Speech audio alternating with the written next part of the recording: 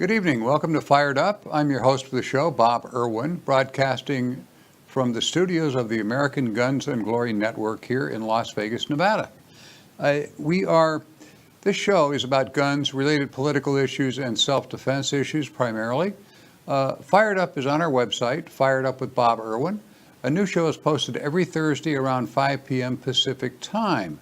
The new shows also appear on YouTube, at least for the moment, and numerous other media.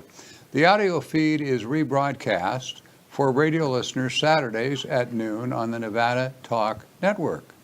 It is 18, give or take, AM and FM stations throughout Nevada. You can check their website, KELY1230.com, for the station in your area. We're working on getting one in Las Vegas, and hopefully that's going to take place in the next week or two. I've got somebody we're talking to about that very issue. Most of our listeners are here in the Las Vegas area, and that's the one area we don't have a radio broadcast on. You can pick it up on the internet at their website, KELY 1230 AM, but it's easier if we could actually do it live so you could listen to it on your car radio. Questions and comments, you can send an email to bob@firedupmail.com or leave a message on my office recorder, which is 702-257-1060. If you leave contact information, we'll respond by email, text, or telephone. Questions directed to my guests will be forwarded to them, of course. Just our general statement at the beginning of each show, there are several hundred defensive uses of firearms every week in the United States, as we know. They're rarely covered by the mainstream media unless it's something really horrible that some idiot did with a gun. So we always present a few more reasonable shootings for our listeners' education. Most of these we cover are good shootings, some are questionable, and once in a while we cover one that's just plain wrong, but they're all educational for firearms owners. The individual incidents are generally adjudicated under local law. So the results we give you here may not apply to you. The advice we give may not apply to you if you live in a different jurisdiction. The advice here is intended to hopefully keep you safe, out of jail, and prevent losing everything you own in a civil lawsuit over damages where you thought you did the right thing, and surprise, the courts disagree. Another footnote, all of our stories we cover as reported, except as policy for this show, we delete the names of the people involved in most cases. My guest today is retired federal agent and firearms trainer Leonard Davis. I took that off an email, a letter you sent to the Leonard RJ. You signed it Leonard Davis, but I know it was you. A bit of your background, if you would, for loon listeners, please. Sure, Bob. My name's Lenny Davis. I'm, as Bob said, I'm a retired special agent with Department of Homeland Security. I'm also a firearms instructor. I've been an anti-terrorism instructor for the last 10 years for the Department of State's Anti-Terrorism Assistance Program. And I am currently the owner and chief operating officer of our SRT Special Services here in Las Vegas. We are a full security firm, private investigations, and training firm. And doing a bang-up job. Trying to do. Yeah. Did you enjoy my letter the other day? Yeah, you wrote some very interesting stuff. I have been running to you now on Twitter or someplace that you show up. And always with really decent comments. So Thank you. We're generally in agreement, except when you're wrong. This first story comes from WFIE 14 News on the 19th of 19th of October, in Vandenberg County, Indiana. Sheriff's deputies say 2 Evansville men were arrested after a home invasion in the Darmstadt, I'm probably saying that wrong, that's the neighborhood, on Thursday night. It happened in the 1200 block of Wortman Road. The residents say a man they knew and another man showed up at their home and walked in uninvited. The intruders told a woman in the home to go and get her husband, who was in the shower at the time. The one they knew followed her into the bedroom and started punching her husband. Difficult to get out of the shower and have somebody start punching you. That's not a good picture. The woman tried to stop him, but she was also punched in the face. The deputies say after several minutes of fighting, the suspects ran off with some prescription medication they stole from the home. The male resident grabbed his shotgun and started to chase the intruders, now robbers, outside. He fired 2 shots which failed to hit the fleeing men. Regular listeners will recognize that's probably a good thing here. Responding deputies spotted the suspect's car, initiated a traffic stop and pulled it over, and the suspect surrendered. Both are facing a variety of charges. Well,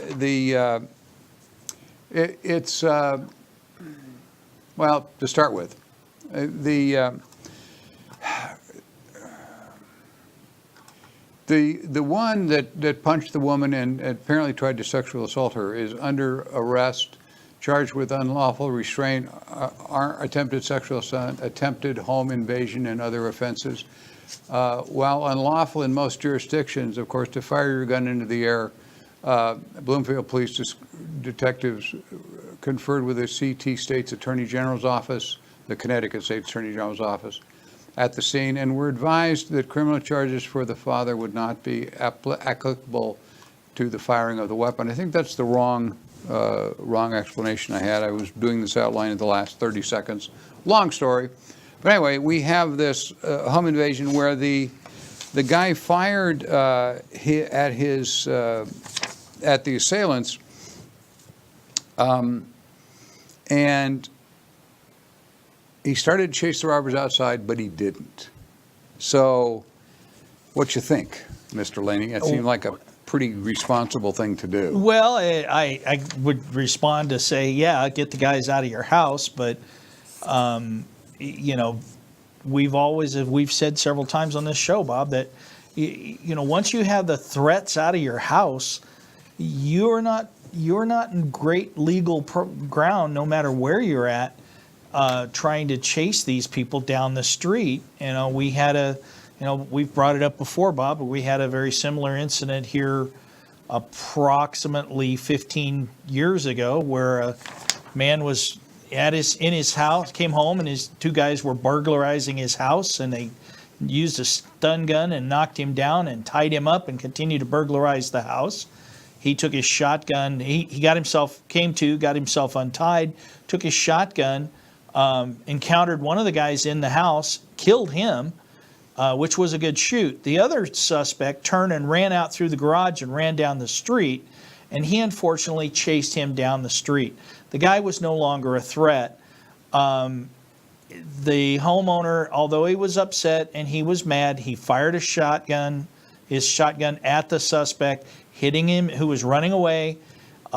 He was mad because the guy was getting away, and he fired his shotgun, hit him in the back, and killed him.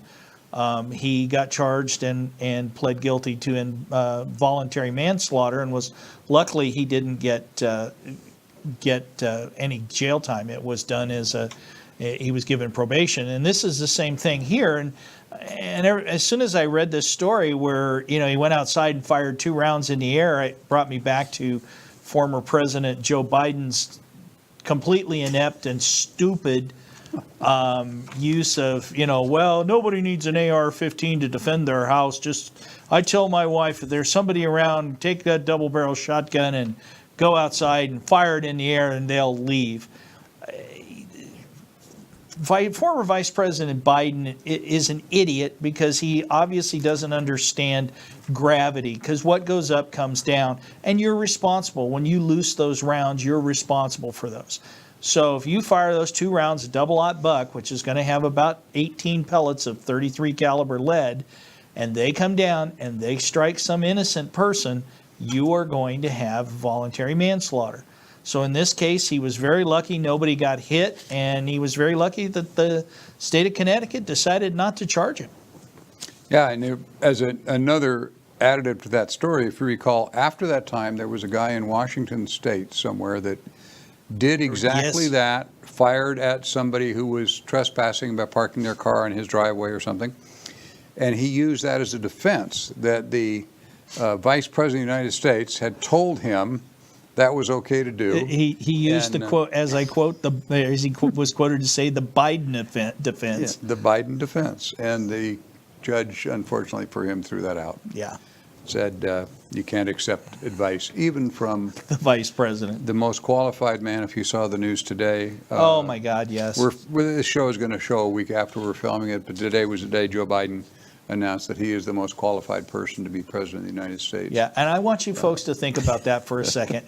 Here's a man who can't even be trusted to do the right thing with a double-barrel shotgun, and you want him to have his finger on the trigger of nuclear weapons. Yeah, okay.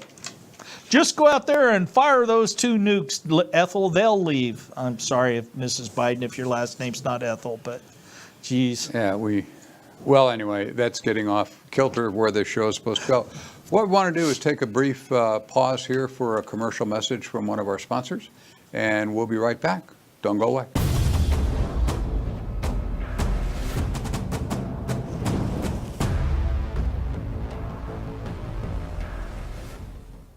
My name is Jerry Creed, and I'm a gun trust attorney. If you want to own an NFA firearm, a gun trust is a great way to own it because it allows multiple people to lawfully possess a firearm instead of just a single individual. I have reviewed lots of gun trusts, and I have found they often don't include the forms you need to bring people on as trustees and remove them as trustees. In addition, a gun trust will save you the cost of probate and avoid probate, and it can protect your executor and family members. You know, there isn't an element of intent in these laws that affect the NFA firearm possession. So it doesn't matter if your wife didn't intend to sell the gun at a garage sale or yard sale, or your daughter didn't intend to drive the car with the silencer in the trunk. A gun trust is a great way to protect your family members and friends and share in the fun and pleasure of owning NFA weapons. If you want a gun trust done right, remember to trust Jerry. Hi, I'm Bob Irwin, and I get to do my own commercial. The short version is I've had 50 years experience in firearms, firearm repair, firearm design, 30,000 CCW holders I personally taught, 20,000 security officers, etc. Taught in 28 police academies, firearms and use force. I've also appeared more than 200 times in gun-related cases in federal, state, and local court. I wrote this book, The Reality of Armed Self-Defense, because it answers virtually all the questions that I get every time I talk to people, answers questions that come in the emails. It will tell you what you need to know to keep yourself out of prison if you get involved in a self-defense shooting case, keep from losing your house in a civil lawsuit. There are lots of things I've learned over these years and watched people make a lot of mistakes. This book will save you a lot. If you purchase one, read through it, I'm sure you will find it enlightening. And it'll save me a lot of time on these shows trying to explain to people what they did wrong and what they shouldn't have done and so forth and so on.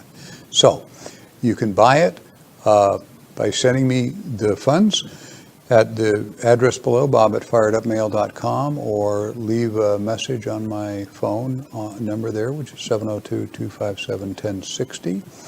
I will return your calls and tell you where to mail the money and so forth and so on. They're available on my website also, which is attached to this regular show. Cost is $15. I said add for postage if you live outside the immediate 50 states, and I will get it to you first class mail. Thank you for listening. This book will save you a lot of hassle. Thanks.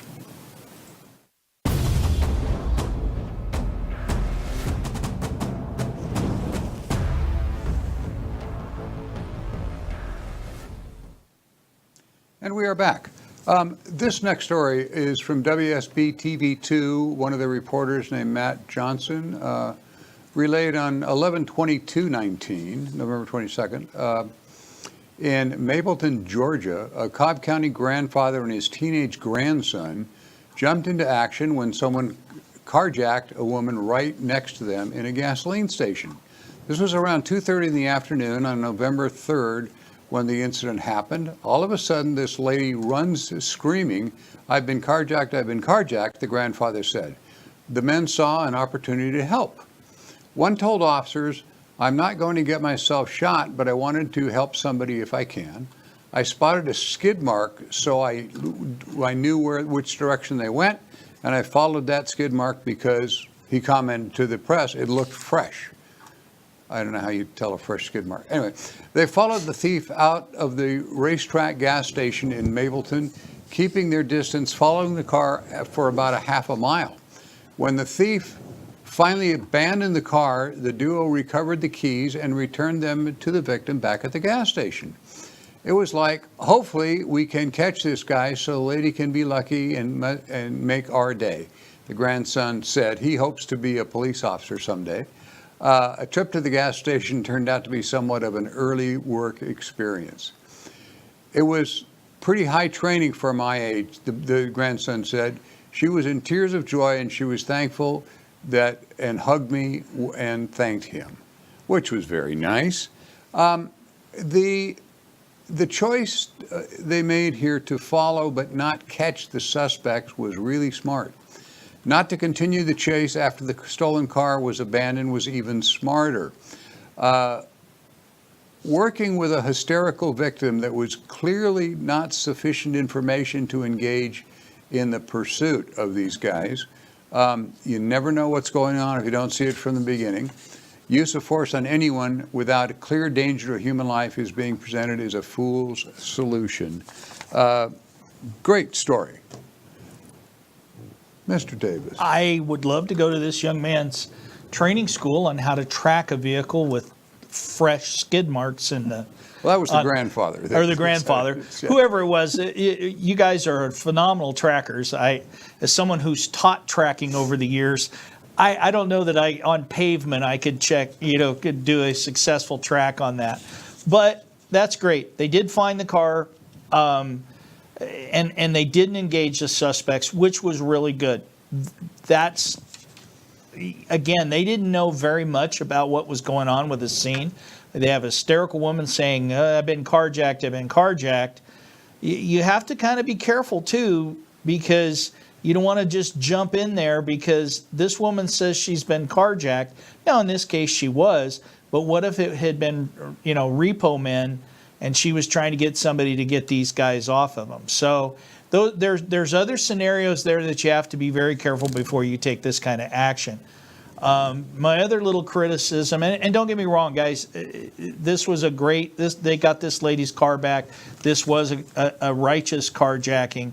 It was really good. They helped this lady out.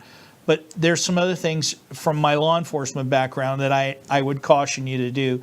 One, they said they took the keys and they brought the car back to the lady. Well, they probably destroyed any physical evidence to figure out who these guys were.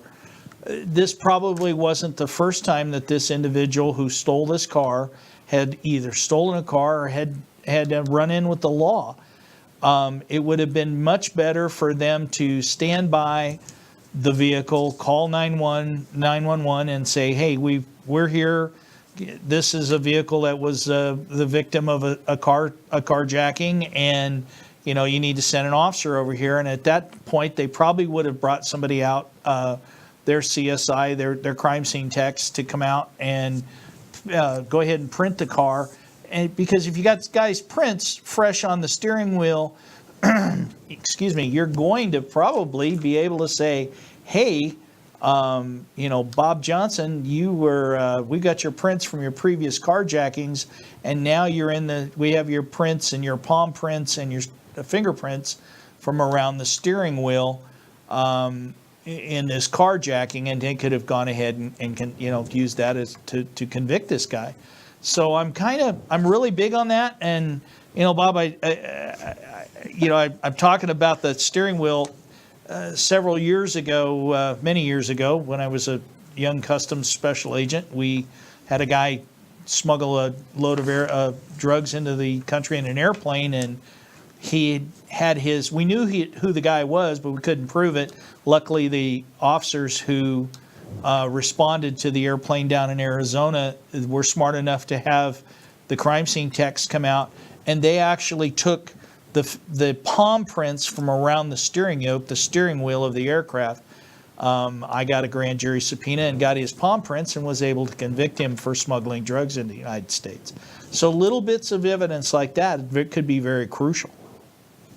Yeah. They did a great job. It's a happy story about them not doing anything stupid. And yeah, I mean, this kid's got a great future in law enforcement, I think. So it's a good thing. We are, I want to mention on our closing here, because we're a couple of minutes away from being off the air. You can check out our recent shows at firedupwithboberwin.com. The site contains a bunch of our recent shows, with older ones being added as we get there. The commercials keep us on the air, so please patronize our sponsors. Capitalism wins every time. We'll be back next Thursday again on YouTube, hopefully still on YouTube, at the American Guns and Glory Network, and on our website, firedupwithboberwin.com. If you're watching this on any media, it goes all over the place.